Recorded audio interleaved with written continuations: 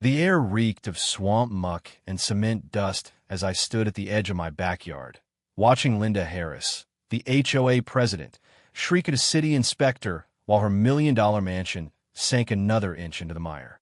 Flood warnings blared from police radios. Frogs croaked from flooded lawns. A rusted mailbox floated past like a grim omen. This was my neighborhood now, a swampy disaster. And it all started with a little creek. That creek was my sanctuary. After long days welding pipes, I'd sit by its banks in a creaky lawn chair, beer in hand, fishing pole dangling, though I rarely caught more than a minnow. Dragonflies danced over the reeds, and the water's gentle gurgle was the only sound at night. It was peace, pure and untouchable. Then the HOA arrived. The HOA had ruled the newer side of the subdivision for years, with their cookie-cutter houses and synchronized holiday decor. My side, the creek side, was older, gravel roads and wild fields before the developers came. But when the HOA redrew boundaries, they claimed us too. Trouble started when Linda knocked on my door one humid morning, clutching a clipboard like a weapon. Her fake smile screamed trouble. She called my creek an unauthorized water feature and a safety hazard for kids and wildlife. I told her it was a natural drainage, protected by county law, but she scribbled notes and stormed off, leaving a cloud of perfume and fury. Days later, a violation notice appeared on my door, accusing my creek of being a landscape hazard and attracting invasive species, apparently frogs. Then came threats of $100 daily fines unless I fenced or filled it. I sent a letter citing county codes and my deed, but the HOA scheduled an inspection. 3 strangers poked around my yard, snapping photos like I was a criminal. Linda watched, smirking. At the next HOA meeting, she declared my creek a public danger, citing insurance risks and mosquito breeding. I argued it was natural, but she handed me a packet demanding I fence it, fill it, or pay for weekly inspections. I told her where to shove it. Things escalated. Anonymous complaints about my unkempt yard piled up. My mailbox was smashed. Someone dumped rocks into the creek, clogging it.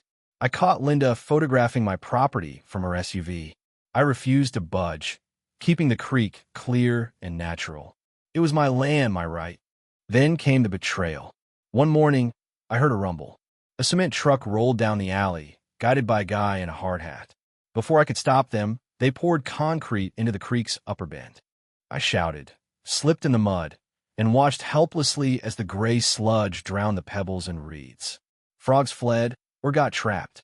The crew ignored me, claiming HOA-approved drainage work. When they left, my creek was a lifeless ditch. Linda stood on the sidewalk, smiling like she'd won a war. I smiled back. She had no idea what she'd started. The first rain hit hard. Without the creek, water pooled in my yard, flooded sidewalks, and clogged drains.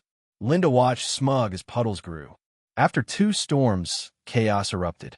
Basements flooded, yards became lakes, and streets cracked. The HOA blamed homeowners for poor drainage maintenance, never mentioning the concrete. They slapped us with $250 inspection fees. Neighbors turned on each other, filing complaints over runoff. Linda formed a flood task force, issuing fines and rules while the real problem, her concrete, rotted the neighborhood. I stayed quiet but worked in the shadows. I photographed every flood, flew my drone to map water flow, and kept a notebook of damages.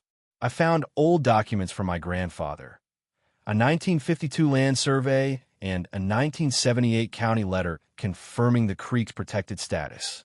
The HOA had broken the law. I called the County Water Authority and City Environmental Office, reporting suspected drainage violations without naming the HOA. Then, using a burner email, I sent photos, documents, and code violations to news stations, local Facebook groups, and the HOA's forum. It worked. County trucks arrived, inspectors scouring the concrete scar. That night, a news report aired, showing aerial shots of our flooded streets and hinting at illegal drainage modifications. The next day, violation notices hit the HOA. Linda stormed into an emergency meeting, ranting about slander and rogue residents. But the projector displayed my whistleblower photos, the cement truck, the easement map, the violated codes. The room fell silent. Linda claimed the concrete was temporary, but when asked for permits, she froze. She was done. The fallout was swift. News outlets called the HOA's actions reckless. Residents spoke out about mold and sinking foundations. Lawsuits loomed. The county red-tagged homes, including Linda's, as unsafe. Insurance companies denied claims, citing negligence. Foreclosures followed. Linda moved into an RV, her mansion condemned. The HOA collapsed at a final meeting, dissolved by a bitter vote. Linda dragged shredded files away under a marshal's glare. We chose to heal. Residents voted to restore the creek. With county grants and volunteers, we ripped out the concrete, planted grasses, and guided the water back.